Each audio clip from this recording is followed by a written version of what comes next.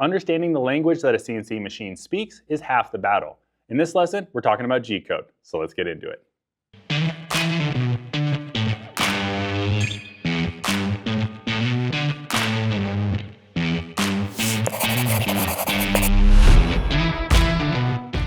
We're finally at the point where we talked about a lot of different things in this chapter with regards to how the machine moves. But how does the machine understand where it's at in space, and how do we tell it what to do when we're programming? Now, let's come over to the board, and we're going to break this into two sections. The first one is how does the machine know where it's at in space and the part? And the second one is how do we tell that machine how to do what we're wanting it to do? Well, at the very beginning, we have a machine home. Now, this is the true home for the machine, and whenever we do a first startup or we turn the machine on, it needs to be initialized and zeroed out. Now, that is going to be done during that step. This should never be changed, or the machine will not know where it's at, and you're going to end up crashing the machine, causing a lot of really bad things. Now, if we talk about that X, Y, Z, A, B coordinate system of, say, a 5-axis machine, we're talking about it being at 0, 0, 0, 0, 0.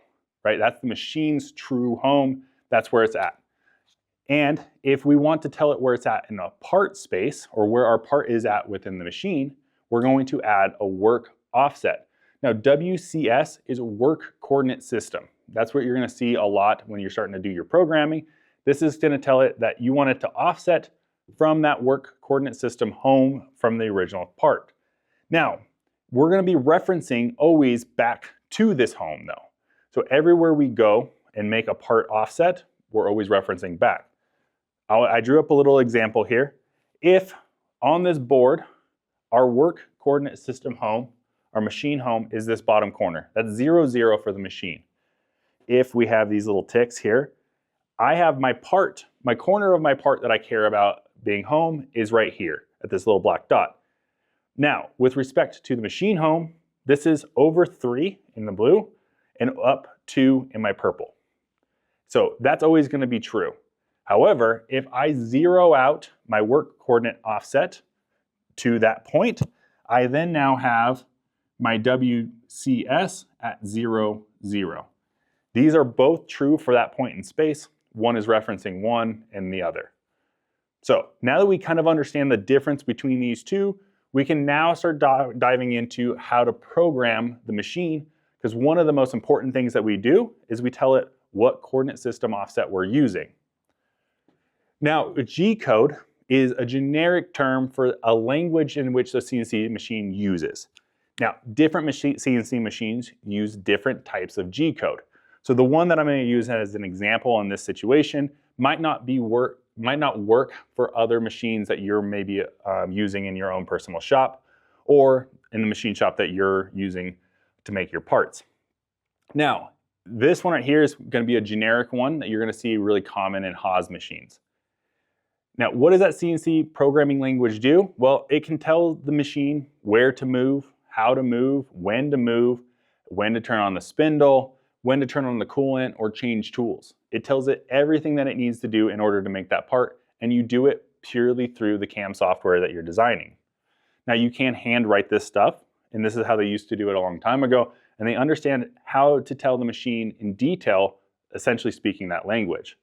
Now, this is going to be broken down into a handful of different types of letters. Each letter is representing a different situation in which we want the machine to move. Now, G, anything that starts with a G is typically of movement in space. G0 is going to be saying, hey, I want you to rapidly move to this next coordinate.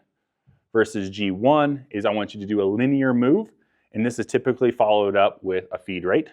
G2 is a circular move, so one's linear, one's circular.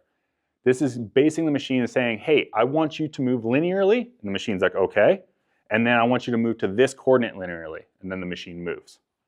Now, spindle is typically controlled through an M and an S letter. M's can be M3 for clockwise rotation, M4 is counterclockwise rotation, M5 is a stop of rotation, and then we have S is going to control our spindle speed. So if we say S1000, we want you to spin at 1000 RPMs.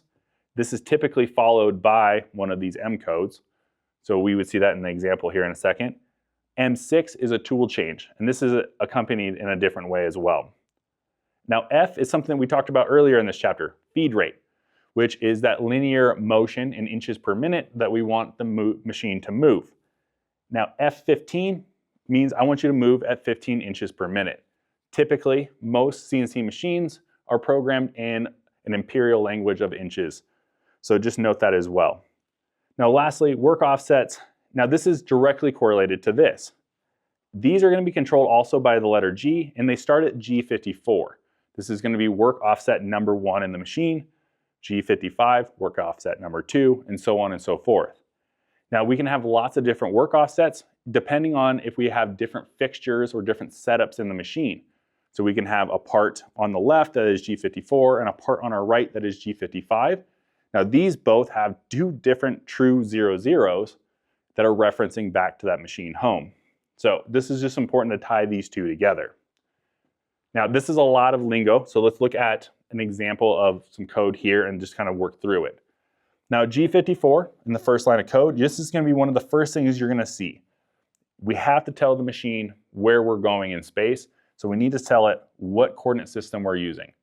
Once we tell it that G54, it's safe now to move the machine around so we don't have to worry about crashing it. Now this next one here is T1. Now I didn't talk about it over here, but this is always going to be accompanied with an M6 of that tool change. Tool 1, if you have an auto tool changer, means that I want you to change to tool number 1. That's all this line means here. So we're going to change to tool number 1. Typically on a CNC machine, if tool number 1 is already installed into the spindle, it's going to skip into the next line of code. Now here, we're going to start talking about our spindle. S6000 means I want you to spin at 6,000 RPMs with that M3 code of clockwise rotation. This is going to get that spindle going so we can start doing our cutting. Now G0 means that we're going to move a rapid move to our X0 and Y0 location. Now what's important about this line here is that we're talking about our G54 work coordinate offset system, not our machine home. So if I was in space here and I called that X, Y, or X0, Y0, I'm not going to move down to this corner.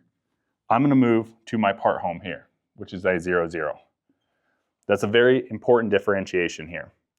Now the next thing here, we have our G1. This is going to be a linear move. We're going to be moving in our Z direction. So we're going to move our spindle down with our in-mill spinning to negative 0.250. Now, if the top of our part is 0, that means we're moving 1/4 of an inch into our material at a feed rate of 15 inches per minute. So on this right here, we talked about in the last lesson, a way to get that end mill into the material is a plunge cut. This is a plunge cut right here. We're just plunging that end mill down into that material. And then we're going to do a move, another linear move to X2. So we're going to move in the X direction 2 inches at a feed rate of 25 inches per minute. Now, you don't have to understand that G code, but what this does is it tells you the order of operations and how the machine is working within the space that it is working on. The better you understand this stuff can make you a much, much better designer. Now that wraps up chapter 1. And from this, I want you to review it and understand everything in detail, because as we get into chapter 2, we're going to start designing parts and using this information to become the best CNC machinist that we can. So we'll see you on the next one.